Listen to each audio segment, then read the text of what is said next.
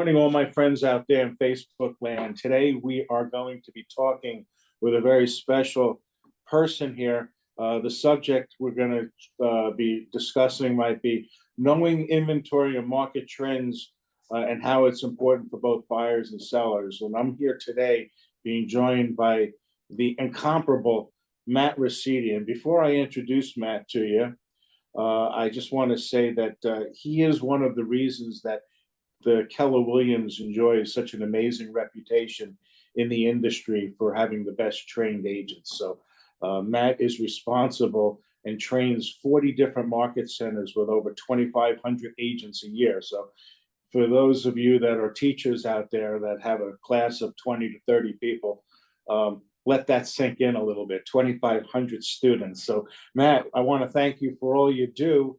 And I really appreciate you taking the time out of your busy schedule to join us today. Brett, thank you so much for that really kind introduction. I didn't have to pay you to say anything nice about me today, so that's great. It's absolutely my pleasure to meet with you today and have this conversation. It's one of the topics that is very near and dear to my heart.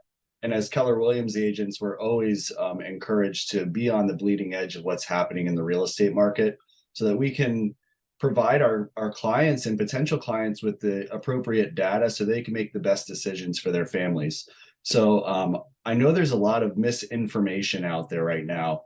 And if you're just following the headlines, it's really hard to determine what's real and what's not. The media tends to use fear-based tactics or fear-based stories to attract people to a story.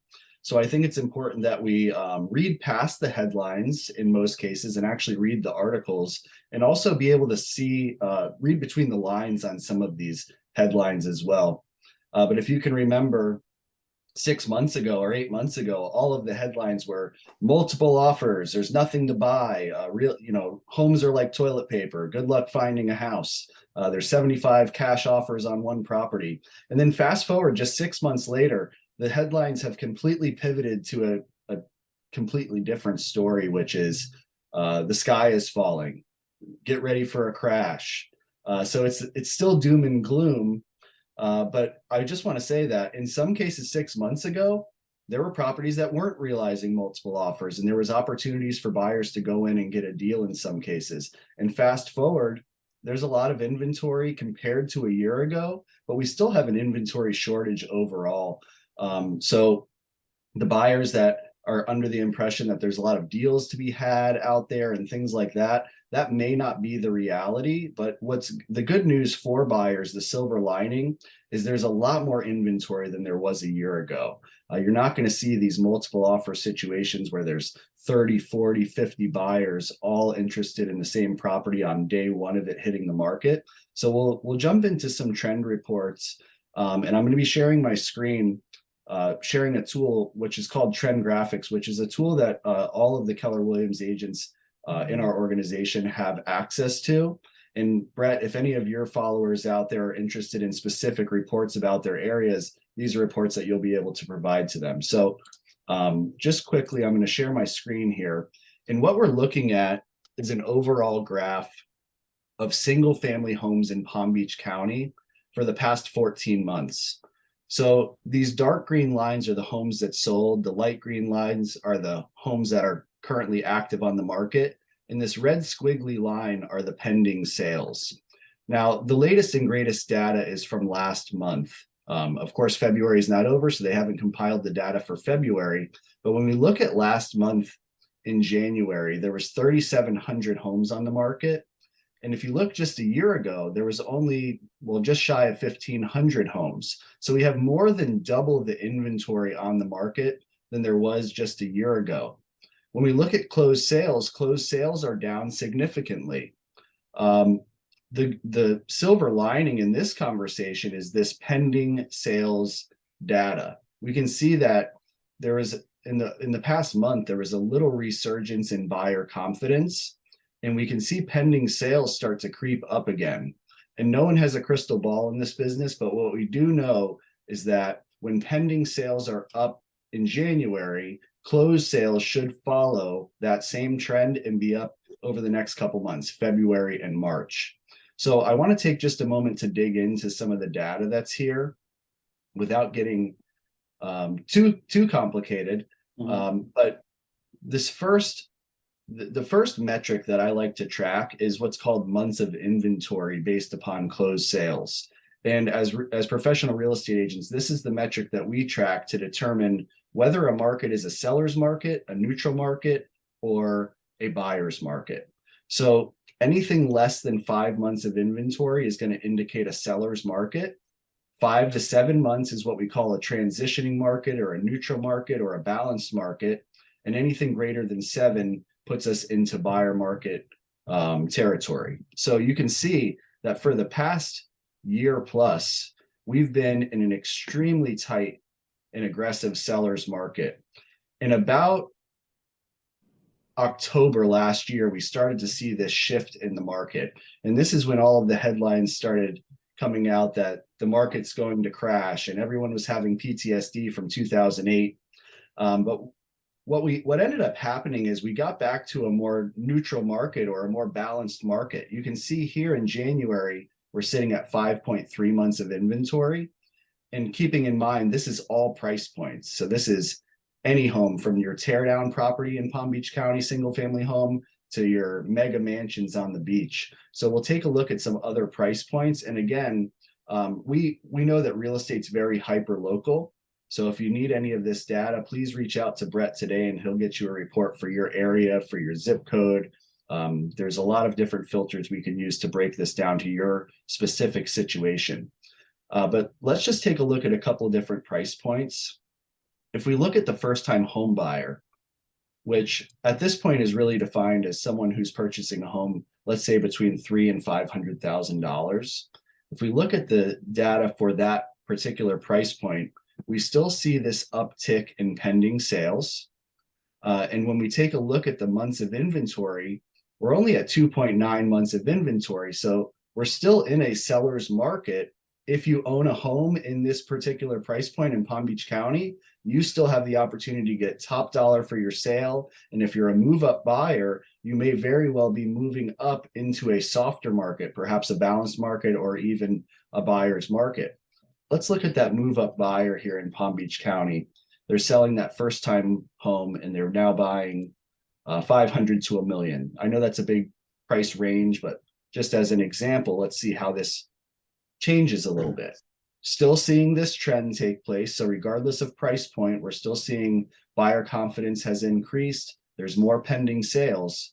And when we look at months of inventory here, we're only at 4.9 months of inventory, still a seller's market. Now it's not 0.8 months of inventory or 0.9 months of inventory like we saw a year ago. And essentially what these numbers mean is back a year ago, if no other homes hit the market, in less than a month, we would be out of houses to sell. So we've seen, again, an uptick in months of inventory, but we are nowhere near a buyer's market, even in this 500 to $1 million category. And if you own a property in a luxury price point, we can pull data for that. Brett's will be happy to send that out to you, but I can remember, just to put this into perspective, some multi-million-dollar price points with 25 to 30 months of inventory just a few years ago prior to COVID. So we're a long ways away from getting back to a buyer's market in many of these categories. Excuse me. Yes, we're a long ways away from getting back to a buyer's market in many of these categories, but this market is much more favorable towards buyers than it was a year ago today. Despite interest rates, you're still going to be able to get out there, have the luxury of choice. It won't just be one house with 50 buyers on top of it, and you'll have an opportunity to purchase that property, and even in some cases, get a concession from the seller. One of the things that we like to track are days on market, and in every price point, we've seen days on market double. We know that homes that sell in the least amount of time sell for the most amount of money, and we're starting to see those time periods drag out a little bit. So essentially what I'm saying is, for the buyers that are looking for a deal or have been waiting for a deal, this is your time to strike. Sellers are feeling that their homes are sitting for long, even though 56 days on market isn't terribly long, but they start to panic around that 56-day mark. And if you can find properties in that range, there are opportunities to go out there, make an offer that you feel is fair, and even receive a concession from the seller at closing towards your closing costs. Speak a little bit how this would affect somebody that's considering selling their property. Yeah, so it's still a great time to sell, as we mentioned. It's still a seller's market, but it's very important that sellers are mindful about pricing right the first time around. This is not a year ago where you could figure out what you think your house is worth and then add 10 or 20% to it and still receive offers, multiple offers, in fact. Those days are gone. It's very important that sellers and listing agents alike are mindful about pricing at the floor and not trying to guess where the ceiling is. And if you do that, it's still very favorable conditions for a seller. And again, if you're the seller in this price point and you're thinking of moving into that more luxury price point, you'll see that as you go up in price, the market continues to soften, which has always been the case. So there's still great opportunities for sellers in this market. And there's more opportunities for buyers than there was a year ago. Matt, I appreciate your valuable insights here. I think this it just exemplifies the importance of knowing not only the market inventory, but the trends in a specific price point and hyper local area, as you stated, can't be understated. So if you're working with a realtor, and I'd love to earn your business out there, but make sure that they're aware of the trends, the inventory in your given market that you're looking at. Just hire Brett to ensure that you have an agent that's on the cutting edge of what's happening with the market right now. We are seeing a lot of agents exit the business. We are seeing agents continue to overprice properties, which is going to result in expired listings. And we don't want that to happen to you. So if you're thinking about buying or selling a property, align yourself with Brett and you'll be in very good hands. Matt, thank you so much for your time, and I look forward to having other conversations with you with our Facebook fans out there. Thanks, Brett. This was awesome. Happy to do it anytime. Thank you, Matt. Have a great day, and give us a call, 561-441-6482. We'll talk to you soon. Bye, everyone.